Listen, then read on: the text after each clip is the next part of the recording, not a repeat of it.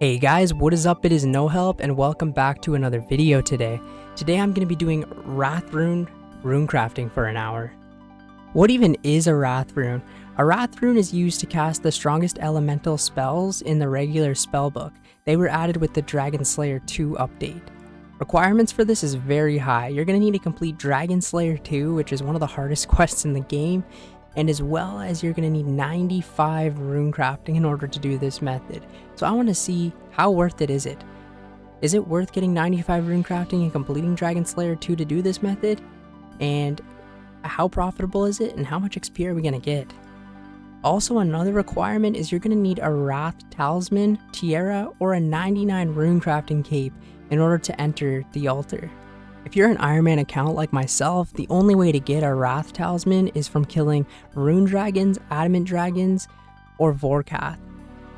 Vorkath has a 1 in 50 chance of dropping it. Adamant Dragons is 1 out of 110. And Rune Dragons is 1 out of 127. So not only do you need these crazy high requirements, you also have to kill some of the strongest things in the game to just get this drop. So is it worth it? So as you can see here, for the surge spells, you need a Wrath rune to cast them. And you need 95 magic. For the lowest level one, you need 81 magic, and you still need a Wrath rune. So I'm going to go ahead and craft these today for an hour, test the experience rates, test the amount of money we were to make if we were a main account, and see how many Wrath runes we can actually collect in an hour. I was very fortunate to get my Vorkath's head on like 15-16 KC, and I also managed to get a Wrath Talisman in the process of doing this, so I got pretty lucky to get this item, and I want to see today just how worth it is it to do this. So in my bank right now, I have 158 Wrath runes from Vorkath, so I'm going to go ahead and minus that from the end after we're done crafting them today. But as you can see, they're 345 GP each, so they're almost the same price as blood runes at the moment. But can you craft these faster than blood runes? I want to see how much money we can make in an hour. Alright, so this is going to be the ideal setup. I have the Wrath Tiara on my head, I have my mythical cape on my back, a glory. This is so whenever my pouches degrade, I can quickly teleport to Edgeville, do like an inventory of nature runes or something like that, and then when you go here you can actually recharge the glory, so it works out perfectly, and then I can get my pouches back for the next trip. A rune pickaxe for when I do enter the abyss. Make sure you bring an anti-dragon shield because there are going to be dragons there that will damage you. Then just bring as much graceful as you can. You could bring a defense ring as well, but we will be entering the wilderness for parts of this, so don't bring anything you don't really want to lose. I am risking my Wrath Tiara, I just thought about that now, but it's not too big of a deal really. In the inventory, just bring your rune pouches, pure essence, and a teleport to your house. So I'm going to go ahead and show you a basic run. Alright, so from the crafting guild, just use the mythical cape to teleport. Once at the Myths Guild, basically just enter the statue.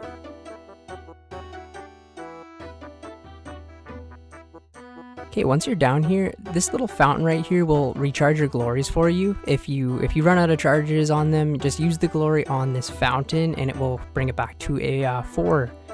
Anyways, just run completely south. And you will be passing red dragons, blue dragons, green dragons, and black dragons.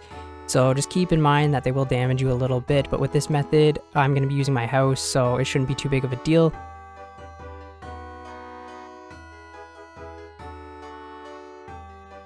We actually didn't take any damage, but you can take like 30 damage sometimes. Just enter the mysterious runes. And craft your Wrath runes.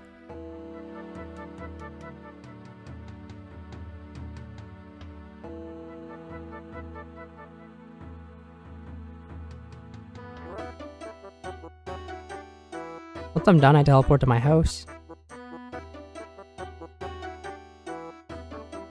You can go ahead and use the rejuvenation pool to get your run and health back. And then I just teleport back to the crafting guild and re-gear. So let's check how much money we made from the first inventory. 17k. I have a feeling this is going to be a lot better than nature runes. So we're going to go ahead and reset the timer and do this for a full hour. So timer starts now. So right after I finished that last recording, our pouch degraded, so basically just teleport to Edgeville with the glory, go through the abyss, fix it quickly, and head right back to Wrath runes. Yeah, so this is why I just said to bring the rune pickaxe so that you can quickly do the abyss and just do some natures or whatever rune you really want.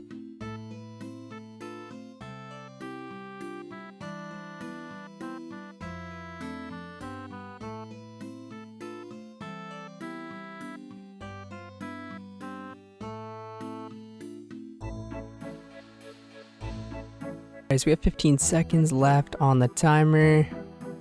Alright guys, so the hour is up now, and in the inventory is the results of what we crafted in the hour. Okay, so I went ahead and put back the 158 Wrath runes we had from the start, so let's check how much money we made.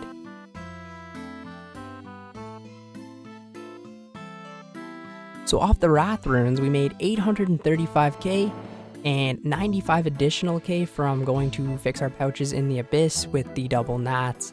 So overall, this is 930k profit an hour, and I think it's pretty good. It's definitely a cool change of scenery from doing regular rune crafting. I can see why they do not allow double Wrath runes, or this would be really overpowered. But yeah, I do like this method, especially you do have that requirement. It could be, you know, better than doing double natures and stuff like that. But yeah, it's definitely a cool method to just change up the scenery. It's about the same money with doing double natures. You could probably increase this a lot if you had like the rune crafting cape and never had to repair your pouches. But yeah, good method overall. But let's check how much XP we gained. So 22k rune crafting, 22.6k rune crafting in the hour. Not the best. I think double nature runes were about 25k, blood runes are about 35k, and I believe astral runes were around 27, 28k. So definitely the worst out of all of it, which actually surprised me. I thought it was going to be more, but you only get 10 XP per pure essence with this method, so that's why it's a little bit lower. But we gained an additional 1800 magic XP with teleporting, and 125 mining XP from the abyss. We could have gained some agility too, but we just ended up doing rocks every time. So not the best XP in the game. But overall, I would give this method a 7 out of 10. It's really good, but the requirements for it's really high, and you could just do other methods such as double nats. But yeah, anyways, I hope you guys enjoyed this method, and I will catch you guys in the next one. See you later.